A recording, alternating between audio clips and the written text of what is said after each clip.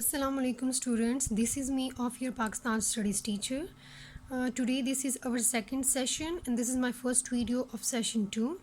Let's open your book and come to the page number 6. As we have already started the chapter number 1, that is about the ideological basis of Pakistan, and today our topic is two nation theory, and that is on page number 6. Okay, so let's start this topic. So two nation theory. Before starting the two nation theory, like what is two nation theory and who proposed this, first we should know about the evolution of this two nation theory and some of the background and some of the history of the subcontinent. Okay, now here we should start from here, that the Muslim ruled the subcontinent from the early 8th century till the 1858. Is that clear?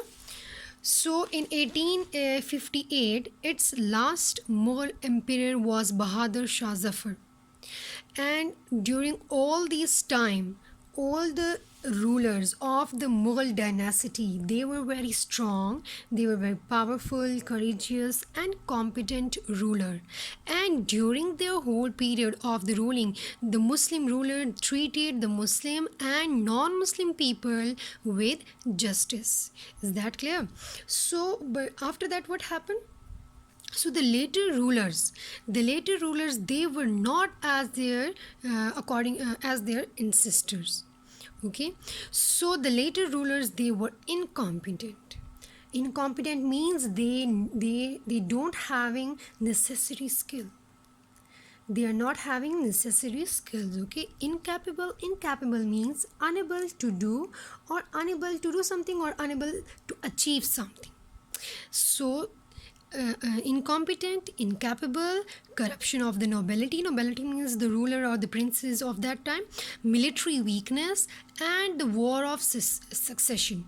What is meant by war of succession? War of succession means that, like, if a ruler, if one of the ruler, and he had 2, 3 or 4, 5 sons. Okay, so after his ruling period was ended, so what will happen? Who will the next ruler of that country, of that subcontinent? So among all his sons, so definitely one of them will become a next ruler. But everyone among every son want to become a ruler.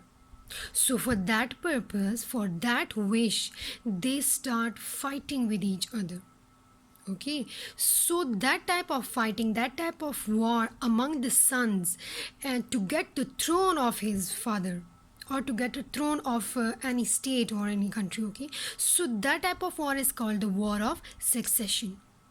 So all of these are the weakness of the later rulers, and which also became a reason for the ending of the Mughal dynasty in the subcontinent. So in that period, they were fully exploited. Exploited means utilized by the East India Company. Now what is the East India Company? That was the company of the Britisher, who established that company in the subcontinent just for the purpose of trading, and it was founding in 31st December 1600. Who was the founder? That was John Watts, and its headquarters was based in the Britain. It was controlled over from over there, and established in the East subcontinent. Okay, so due to the weakness of the last rulers, so slowly and gradually the Britisher, who was the owner of the East India Company, that was the Britisher. So the Britisher, they were getting benefit from these weakness of the rulers, and slowly and gradually they take part in their political things, and after that they taking control a large part of the subcontinent through that company. Is that clear? So what happened in the end? here we mention, as here we mention the date 1858. It was the ending period of the Mughal dynasty. How it happened? Now when they take control, when the Britishers take control the whole subcontinent by the East India Company, now all the people from all the communities of the subcontinent they gather and they decided that we have to take action against the Britisher. Okay, against the Britisher, because the Britisher they are coming from anywhere else and just they are taking control of their own country. That's why they just want to get rid from the Britisher, so they want to decide that we have to take an action. So in the year of 1857, the war was started between the Britisher and the people of the subcontinent, and that war was called the War of Independence. Is that clear? War of Independence started in 1857 and it was ended in 1858 with the victory of the Britisher. So that's how in the year of 1858 the Mughal dynasty was collapsed, completely finished. Okay, so after 1858 the Britisher now they started to rule the subcontinent. They started to rule the subcontinent through a proper government. Now they formed a proper government to run this whole subcontinent. Is that clear? Now with the passage of time, the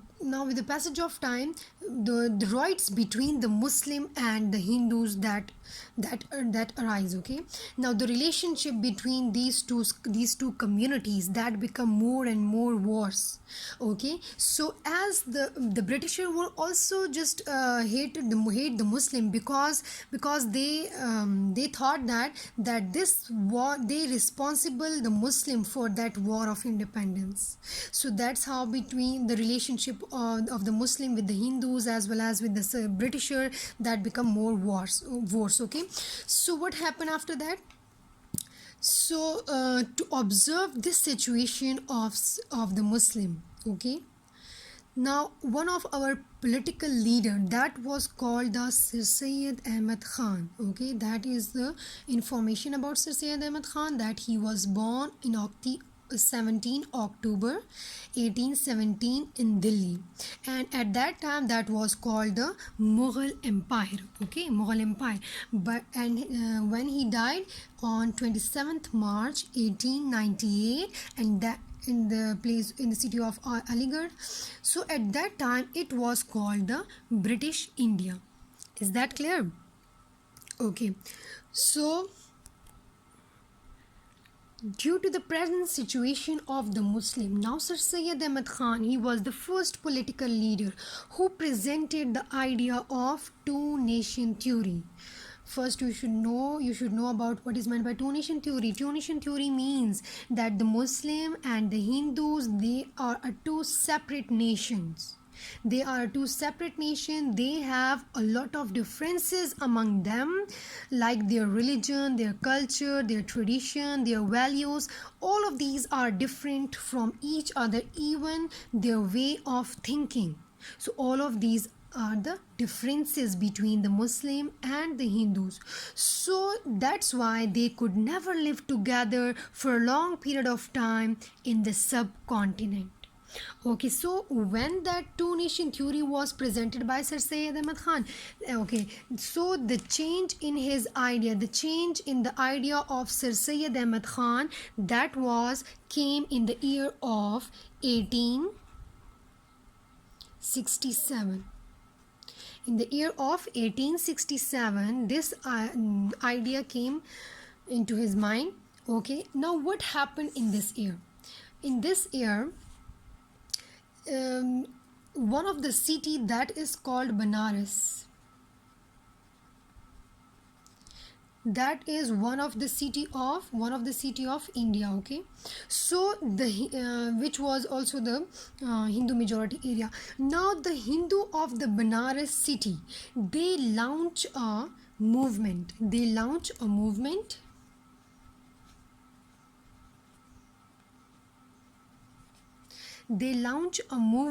that was against the Urdu language.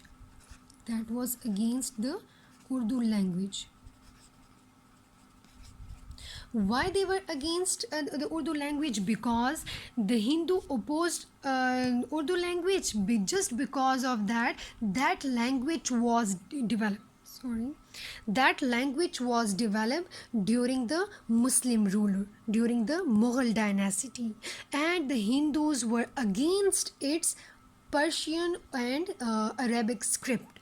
Script means we can say that the written character. Okay, so the script of that Urdu language that was based upon on the Perso-Arabic script. Okay, so the Hindus were just opposed of that. That's why so from that point Sir Syed Ahmad Khan he just changed his mind, and he realized that the Hindu and the Muslims, they are two different nations, that the Hindus are never agree to give any to give any opportunity or to give any their rights to the Muslims, and they will always oppose the matter of Muslims. So that was the point when the Sir Syed Ahmad Khan, first of all, Sir Syed Ahmad Khan thought that no, that this is very this is impossible for the two different nations to live together peacefully. Okay, is that clear?